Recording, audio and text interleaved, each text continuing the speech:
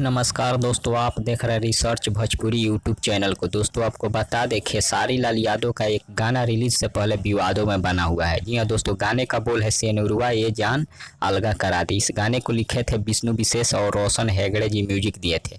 और इसी गाने को राइटर ने गोलू राजा से गवा दिया है और खेसारी लाल यादव से भी गवा दिया है। लेकिन इस गाने के ऊपर कन्फ्यूजन है, यह गाना रिलीज होगा या नहीं होगा, इसके बारे में आज बात करेंगे। लेकिन यह गाना काफ़ी ज़बरदस्त गाना होने वाला है।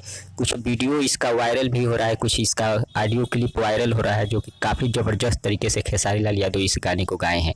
जो कि बहुत ही लंबे समय के बाद खेसारी लाल यादव किसी सैड सॉन्ग को गाए हैं, जो कि बहुत ही ज़बरदस्त गाना है। और इस गाने को अभी वायरल नहीं बता सकते कि गाना रिलीज होगा कि नहीं होगा। फिलहाल इस गाने को गोलू राजा गाए हैं और राइटर ने खेसारी लाल यादव